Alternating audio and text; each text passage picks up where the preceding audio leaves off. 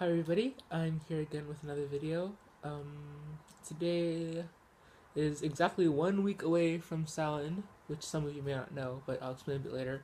So I'm trying to get ready and all that stuff. Um, what am I thinking of today? So today is exactly 1 week, as I just said, from Samhain. Some of other people may know it as Halloween. Um, but Samhain is the Wiccan New Year's. It's the day where the spirit world and the physical world are closer, I guess, and you'll be able to draw energy from the spirit world much more easier. Um, you'll be able to talk to your ancestors, depending. But usually, here is the time when the god is about ready to go die, basically, and the goddess stays on her own, so it's winter time. Um, this is usually the time where we make our New Year's resolutions, just like in the actual, January 1st, New Year's resolutions. We make the same thing here. We, Wiccans make resolutions to change themselves, to better themselves. Hopefully, they'll be able to add some energy into their intent so that they can stay on the right track. Um, but this year, I don't know what I'm gonna do because usually there's a ritual and they're pretty long and elaborate, and they're used to um, honor the god and goddess. So I was thinking about making an altar and a ritual, but actually I don't have a lot of space in my house or outside or garden or backyard or whatever. So I will try to make some sort of video during Samhain about resolutions, because even though you don't have an altar or ritual, you can still celebrate it just as well, just the same.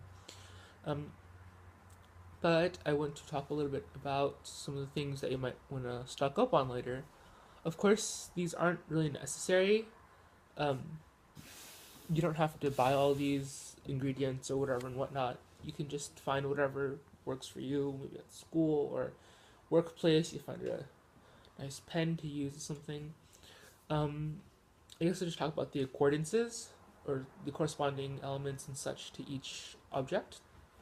I don't have a representation, but I will try my best to find it. Um, yeah, oopsies. Sorry, I don't have an actual camera. I'm using my iPad right now. But I probably should actually, uh, probably, um, ask for that too. Or resolve to get some legit gear and Photoshop and computer. But I digress. um, the first thing that I want to talk about is an athame.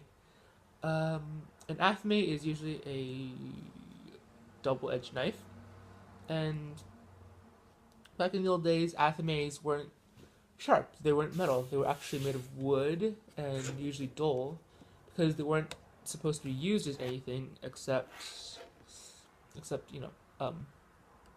for magic and rituals. This corresponds with the element of air in God, and so usually used for cleansing or anointing oils and such like that, salts, water, and cutting energy and stuff like that. So really, it's kind of a pointer piece, really. Um, Represents God, represents the earth, not earth, air element of air. Um, Second is the water chalice. The chalice is just a fancy word for a cup or some glass.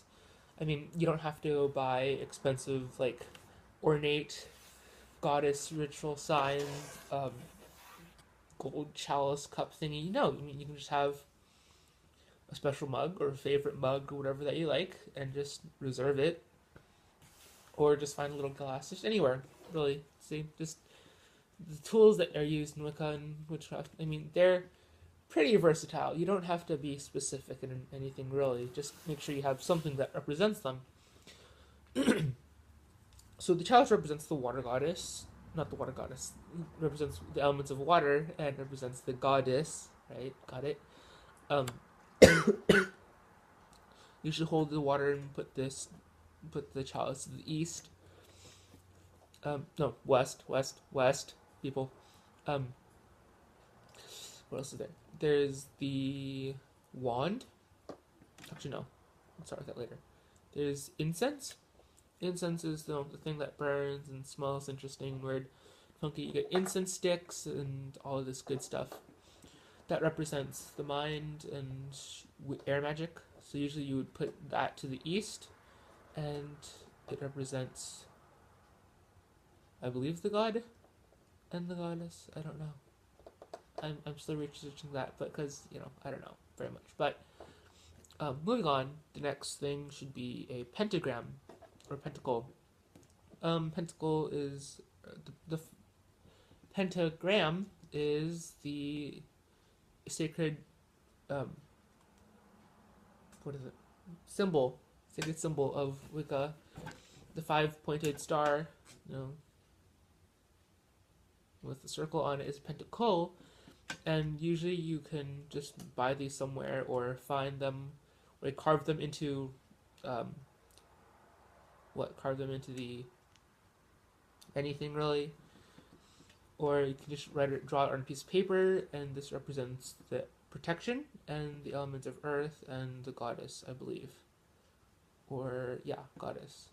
I don't know what I'm gonna do with mine really, since this is really versatile. I think I'm just gonna make a teeny tiny little altar and find little. Oh, sorry, that's awkward stuff. Like little things of whatever to hold my stuff and alterings and offerings. Let's see. What else is there? There is a wand, as I said earlier. A wand is to direct magical energy. And usually when you build your energy or gain energy, you want to imagine it into some sort of point or a cone or something sharp where you can direct all your energy towards something important or special to you or for your magic. The ones are used to increase your energy or empower you with more power.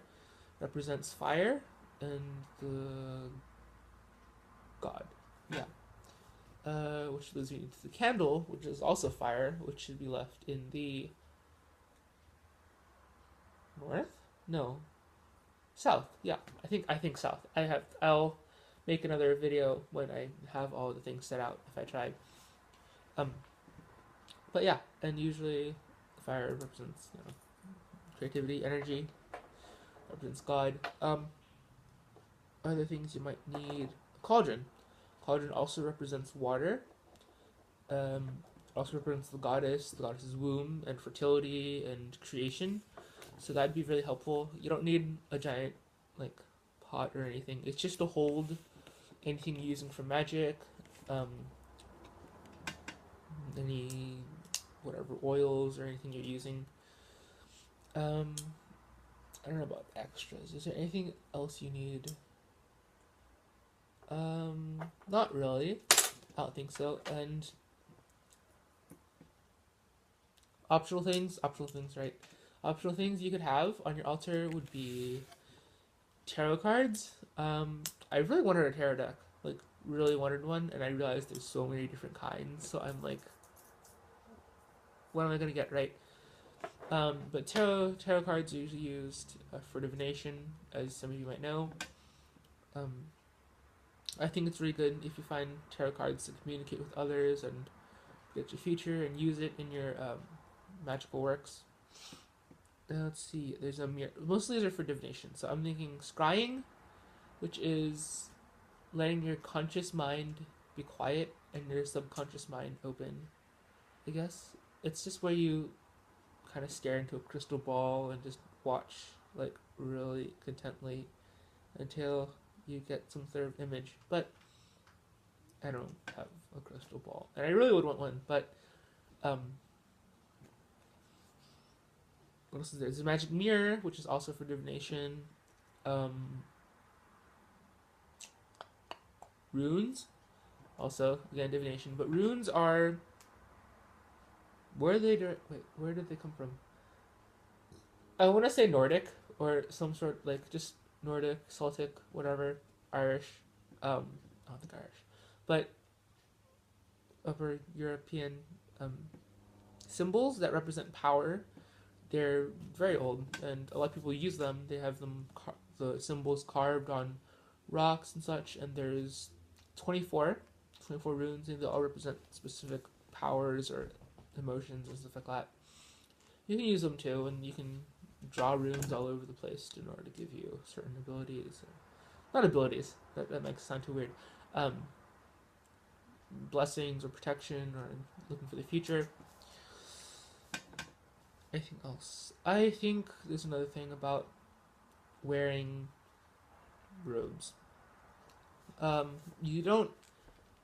Some people, some witches or Wiccans, usually perform rituals and such that they can be skyclad, which is literally clothed by the sky, so naked. Um, if that's your preference, go ahead. That's fine. Others can. Others have practiced long enough, whether it be solitaire witches or coven witches, where they can just do it in their street clothes. Some of them want to be in certain robes, so it's not really necessary to be in skyclad or to be in robes. I mean, you can just wear whatever feels most comfortable to you, but I would probably suggest not wearing shoes. That's just me. Um, but usually during these rituals where we do all this in preparation, you set up your circle and all this altar settings and preparation. But usually before the rituals, it's advised that you take a magical bath. Just soak in a bath and feel relax and cleanse yourself of all the energies of negativity, or have oils to use. But usually once you've done that and you set up things and do the rituals, usually you will be able to have wine and cakes. These are offerings. If they don't have to be wine or cakes, they can just be bread or juice or whatever you want, crackers. I don't know, this is a really rushed video. I guess I want to talk more about it another time, pretty soon on Samhain. So, I guess that's it. I hope you guys liked the video. I will try my best to make my videos better. So, I'll probably talk more about the Wiccan Read as well, because I have to remember that too. So, I hope to see you guys soon.